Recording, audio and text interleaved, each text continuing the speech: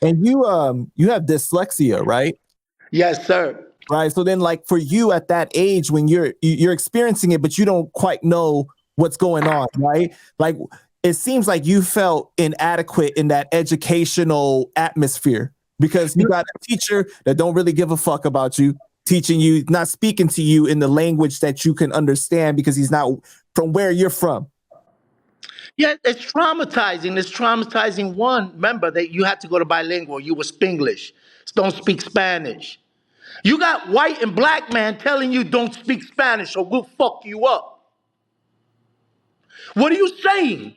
You know, these kind of atmosphere towards us, because that's what my mother and father taught, but you wasn't allowed to talk it in school. Right? So what does that mean to you when someone tells you, abandon your language? They used to put shackles on people and send great nations into these living worth homes so they could break the culture of not speaking their native language. That shit ain't sweet when it's done without a gun and a shackle, when it's done by slaps and punches in third grade. So people don't understand what that shit is like when you're the new immigrant and the other immigrant got one step on you and he becomes the oppressor. We got to stop that shit because our kids are going through that shit. So that made me mad. So I said, you know what? Fuck school. I'm going to show this. I'm going to fight back this time. And I'm going to get an academy, which gives me power, which gives me guns, which gives me what the shit I see on TV. And I was only 11. So what are they teaching us? To run from education? Because in education, we can't learn that slaves fought back. That when that ship, the Santa Maria, crashed the shores, great black generals fought them crackers. Or we bow down and let them chain us and bring us here. That shit ain't allowed to be taught the truth. So why the hell would I go to a place that's lying to me? That's what's up. I say, you suckers go to school. I'm going on the block because them suckers is teaching me number lies. I don't understand that lie. On the block, I understand the truth. It's pure and raw. You don't give a fuck about us. We got to make it any way we can. That dude in school is a liar. Right? You see it now. It was done in secret. You go to Florida, you can't write, you can't read or teach about something that they don't agree is according to the story they told after they were victorious. I'm mad as I was in third grade. I'm mad now. You see, because they robbed me from my youth. And I fell into that trap, right? You hate the oppressor, so you get back any way you can. And that's what I teach the kids now. There's a better way to get them when they start lying to you. You start finding the truth. You find out who you are. And then you become the heroes that you read about that come from where you were.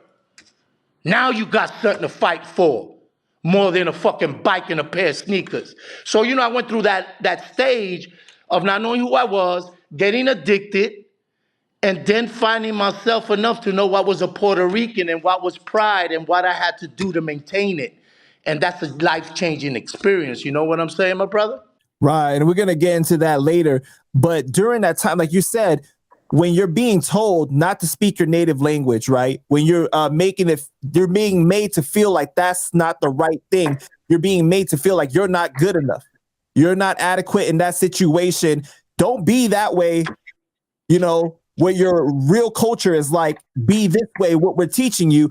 And the truth is, history is not about the truth. It's about the context in which someone is saying, right, where the position of where it's being told. This is how we want to tell it to you. And that's what folktale and rap and all that comes from. Is when the king told a lie, the bar told the truth. Why the ass kissers told him what he wanted to hear, the king's court with a guitar singing music made a fool of all of them because he knew they were all fools, pigs, vomiting in buckets and pissing where they ate. But that was the king's court, a bunch of slobs. Just like the White House, just like the Senate, a bunch of slobs that tell the story of the victorious, not of the defeated.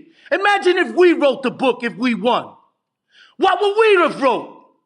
What if the great nations of this land before they were conquered, how would the reading books look?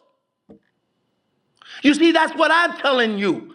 And we got to fight for these rights back to teach our children their culture, where they come from, and not to be ashamed that this land was stolen. That's why this land is our land and your land.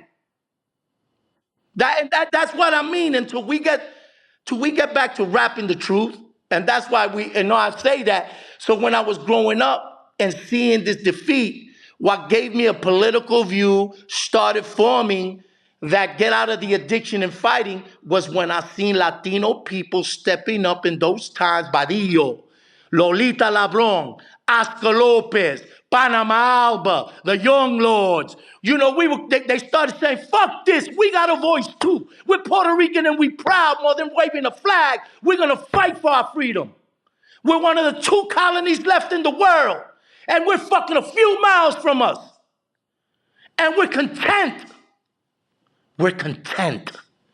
And I stopped being content. And when you're not content and you're mad and you don't got directions, you hurt. The hurt people hurt people.